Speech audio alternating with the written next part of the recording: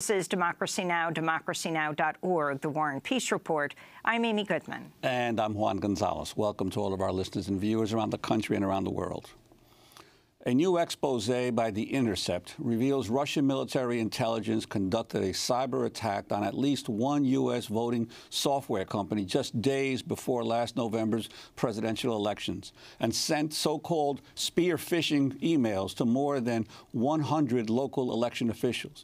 The story is based on a top-secret NSA report provided anonymously to the Intercept and has now prompted the first criminal leak case under President Trump.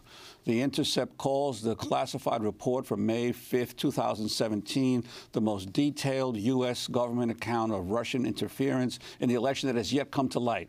It shows that the agency is convinced the Russian General Staff Main Intelligence Directorate, or GRU, was responsible for interfering in the 2016 presidential election and, quote, executed cyber espionage operations against a named U.S. company in August 2016, evidently to obtain information on elections-related software and hardware solutions. The actors likely used data obtained from that operation to launch a voter registration-themed spear phishing campaign targeting U.S. local government organizations. Although the leaked report does not directly identify a specific company, it refers to a product made by a Florida-based company called VR Systems, which provides electronic voting services and equipment used in 8 states. The Intercept makes a point to note that, quote, while the document provides a rare window into the NSA's understanding of the mechanics of Russian hacking, it does not show the underlying raw intelligence on which the analysis is based. A U.S. intelligence officer who declined to be identified cautioned against drawing too big a conclusion from the document because a single analysis is not necessarily definitive. About an hour after the Intercept story was published, the Justice Department announced it was charging a 25-year-old intelligence contractor named Reality Lee Winner with sending a classified report about Russia's interference in the 2016 election to the news media. The FBI arrested Winner at her home in Augusta, Georgia, on Saturday. Federal officials say she confessed to an agent that she had printed out the report and mailed it to an online news outlet. An FBI affidavit said Winner has worked for Pluribus International Corporation at a government facility in Georgia since February. Hillary Clinton's 2016 vice presidential running mate, Senator Tim Kaine, responded to the report and the arrest Monday night during an interview with CNN's Erin Burnett. I don't condone leaks by anybody, so there are laws about it, and if she has broken laws, then she has to suffer the consequences for that. And obviously, but we also have to get to the bottom of the story, because as you pointed out, Aaron, there's already been public reporting of the fact that the Russians not only invaded the DNC and Democratic emails, the intelligence community has concluded that they wanted to defeat Hillary Clinton and elect Donald Trump, but they also were rummaging around through state boards of elections. The public reporting is that they sucked data on more than 200,000 people out of the Illinois State Board of Elections, for example, that they could then use to target them with false news stories or all kinds of other things. So this is all part of a pattern. Somebody who leaks documents against the law has got to suffer the consequences, but the American public is also entitled to know the degree to which Russia invaded the election to take the election away from American voters. Attorney General Jeff Sessions has vowed to crack down on leakers, saying he has, quote, initiated appropriate steps to address these rampant leaks that undermine our national security, unquote. Espionage Act charges can carry a sentence of up to 10 years in prison. On Monday, WikiLeaks publisher Julian Assange called for the public to support Winner, tweeting she is, quote, accused of courage in trying to help us know, unquote. All of this comes as former FBI Director James Comey set to testify Thursday before the Senate Intelligence Committee on Russian interference in the 2016 election. For more, we're joined by 2 guests who were consulted for the Intercept story and quoted in it. In San Francisco, Jake Williams is the founder of Rendition InfoSec, a computer security firm. He is also a former member of the NSA's Tailored Access Operations hacking team. And in Washington, D.C., we're joined by Bruce Schneier, a security technologist, a fellow at Harvard's Berkman Center for Internet and Society, author of Data and Goliath, The Hidden Battles to Collect Your Data and Control control your world. Jake Williams and Bruce Schneier, welcome to Democracy Now! Jake Williams, you worked at the NSA. Can you talk about the document that has been released, its significance, and also the arrest of the person who allegedly leaked it? Well, so I'll start by saying that when I commented on the Intercept story, I was unaware it was based on a leaked NSA document. First time I heard that actually is when I read the story itself. They actually talked to me about the technical aspects of, again, how Russia would have done what they did with the attacking of that voting company. But as far as all that goes, obviously, there are laws against leaking. I think we have to balance some of that in the public interest. Yeah, again, like I said, when I first commented, had no idea that it was based on that leaked NSA document. That being said, I think it's a relatively interesting, development, and ultimately very technically detailed as far as giving insight into the specific actor and actions that were conducted. And Bruce Schneier, I'd like to get your response to the story and also the rapidity with which the government moved to arrest the alleged whistleblower in this case. Yeah, the story's an interesting one. This is just one document that is a piece of a much larger puzzle. It shows something very specific, that in August, the Russian GRU attacked VR Systems, which is a company that makes voting roll software. They're not involved in election software and voting software. It's software that manages voting rolls. And they do that for 8 states in the U.S., as far as we know from their website. The Russians did that in an effort to get information about VR Systems that they used a few days before the election to run an attack against, according to the document, 122 state election officials. Now, near as we can tell, nothing happened with this. If you're going to attack voting rolls, the effect would be to deregister people, change their party affiliation, change their address, generally sow chaos during the election, and we didn't see any of that. So this feels much more exploratory as an attack than operational, but we don't know. This was a document written by the NSA, so it shows the NSA analysis. Presumably it was sent to the FBI, who would be doing the domestic investigation as to what happened. And we don't see that. We don't know if there were attacks against other election officials, other voting software companies, and what those effects might have been. The document seems to have come from Reality Winner. And the New York Times talks about the arrest, that it seems that she sent the document to the Intercept, but when the Intercept sent it to the NSA noticed that the document was folded. There was a piece of paper that was folded, and from that they concluded that it was printed out and hand-carried from a secure location. They checked their auditing system, found that only 5 or 6 people had printed that document, and Winner was the only person who had interacted with the Intercept via email. So about a very bad operational security on the part of both Winner and the Intercept resulted in that very swift arrest. You mean she had sent an email from her work email to the Intercept? That's unclear, but that's the impression I got, which you can imagine is just crazy. But it could be from a Gmail account. It's hard to tell from the story, but it was an email that was traceable that the NSA was able to trace. And they seem to have known who it was before the story was released. The Intercept had talked with the NSA in the days before publication about what was to be redacted, and that's very common practice for a news organization. So the NSA figured out who this was. They seem to have waited till publication before making the arrest, but had identified the leaker in the days previously. Well, actually, didn't they arrest her on Saturday, but they charged her yesterday and issued the press release? That's something I didn't know. So that would make sense. The document, fundamentally isn't all that. I mean, it does show Russian interference. It's not interference in the election. I mean, there's no interference seems to have happened. This is obviously part of a very broad campaign from Russia to find out pressure points in our election and see what they can do. This isn't evidence that they did interfere with the election, that they certainly could have, I think, if they wanted to. They might be setting the stage for future interference. They might be just seeing where the vulnerabilities are and what they could do. It's very hard from this document to make broader conclusions.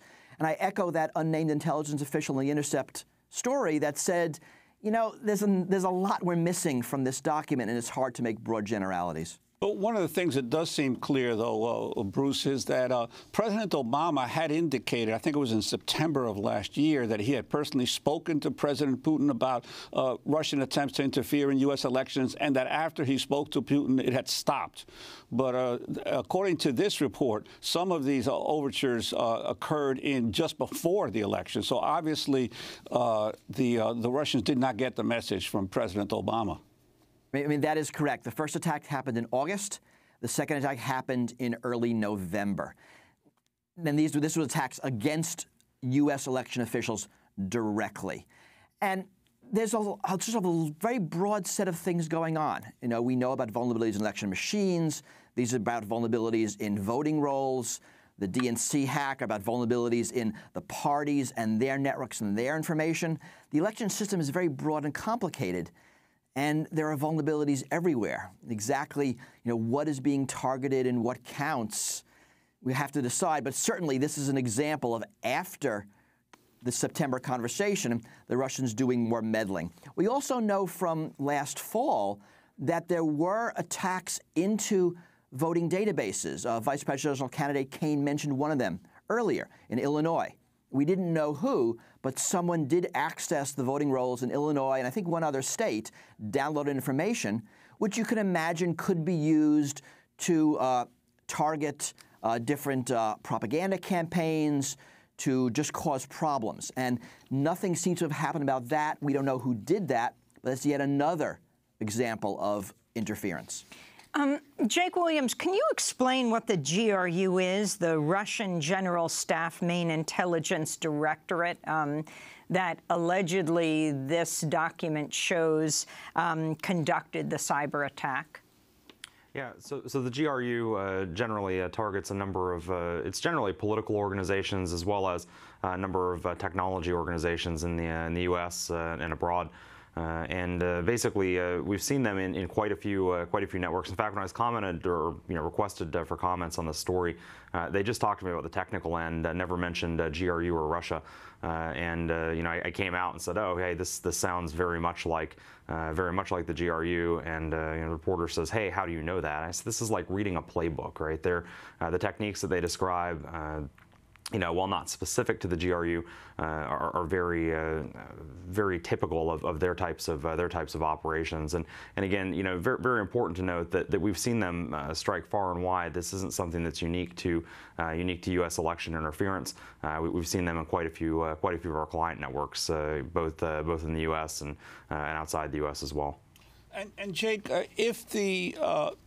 if elections in this country are so fundamental or critical to the society and to the governing process, why is the election machinery so vulnerable? Well, I think you have to step back and look at the fact that, as the vote totals come in, they're totaled by county commissioners who really, at the end of the day, have very little, if any, cybersecurity training. There's no real-time monitoring of these machines in any case that I've been involved in. As we look at these small county governments, they simply don't have the funding to fend off, what ultimately are coordinated nation-state attacks. Some of our Fortune 50 clients, can't effectively get rid of, keep APT, the Advanced Persistent Threat Attackers, out of their networks. Your county governments simply don't have a chance. And it's very easy to stand on high, at the federal level and say, we have to get this right, we have to secure this. I hear this as a talking point quite a bit, and quite a bit leading up to the election. But the reality is it's an unfunded mandate, basically, to secure these systems. It doesn't surprise me a bit, one, that the GRU would target county and state election officials, because the reality is that they're the ones that are the most vulnerable. That's where the vote totals originally come in. That's where the voter rolls are stored. Again, all this makes sense from a targeting perspective, both in that's where the easy to get out juicy information is at, and these are the people least likely to discover such an attack. Jake Williams, you recently gave a speech about how to hack an election. How would you do it? Well, that's very interesting. Back in November, after the election results have been posted, I gave a speech at one of the SANS Institute conferences about basically how I'd hack an election. And this is based on some research that I did into that mode. Look, I think up at the state level, it gets pretty difficult to start manipulating vote totals, but I said I would go down to the county governments, right? The individuals who are certifying the individual vote totals. We saw some, before the election, we saw some demonstrations of how to hack voting machines, and people always note that these are air-gapped voting machines, but of course the reality is they're programmed from, in some case, PCMCIA cards, these computer cards that ultimately are programmed on a computer that is very likely, in every case, connected to the internet. And so again, if you look at starting to work through us, we would target these low-level machines. I said the second thing I'd target would be absentee ballots. I think that, and to do that, specifically mentioned, I'd go after voter rolls. It was very interesting to see that come out in the story. I actually felt a little eerie. Bruce Schneier, I wanted to get your comment on Julian Assange's tweet saying that the person accused of this, Reality Winner, is accused of courage in trying to help us know. Your thoughts? So there's two sides to this, and it's very complicated. On the one side, these are classified documents, and there are laws and there are rules, and she committed a crime by releasing it.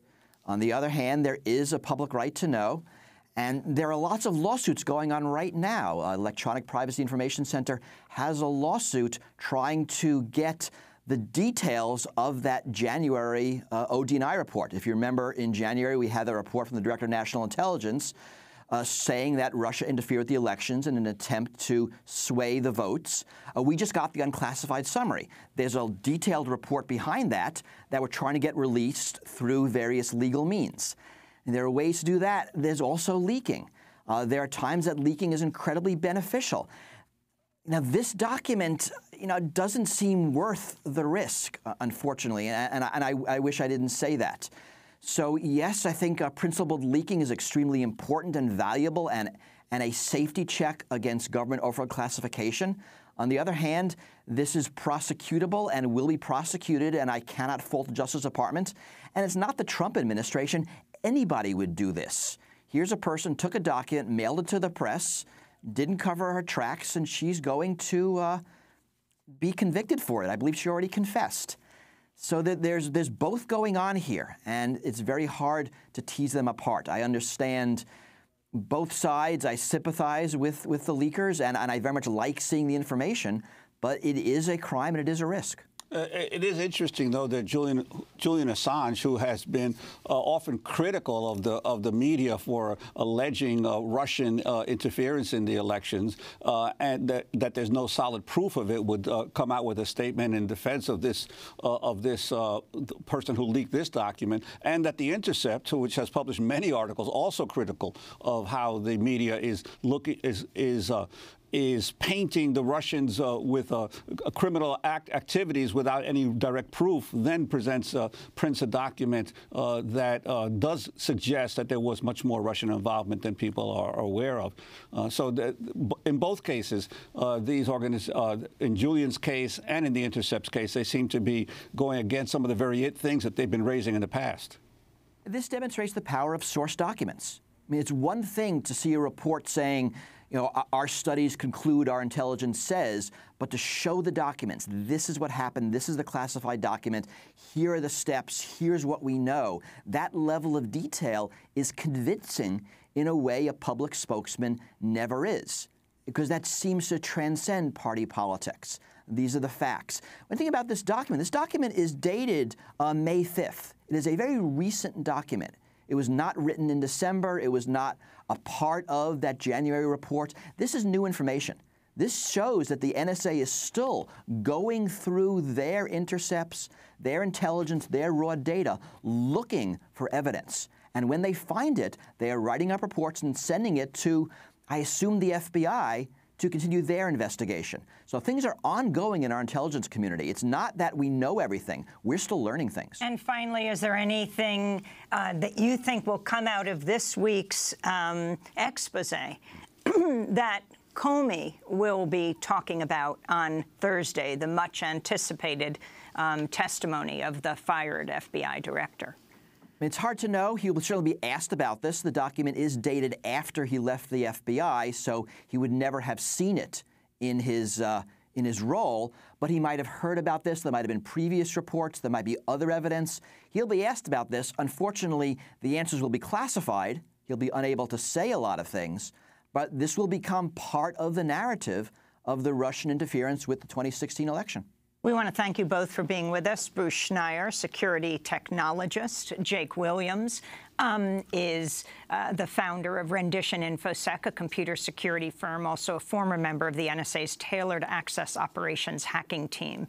Bruce Schneier is with the Harvard Berkman Center for Internet and Society and author of Data and Goliath, The Hidden Battles to Collect Your Data and Control Your World.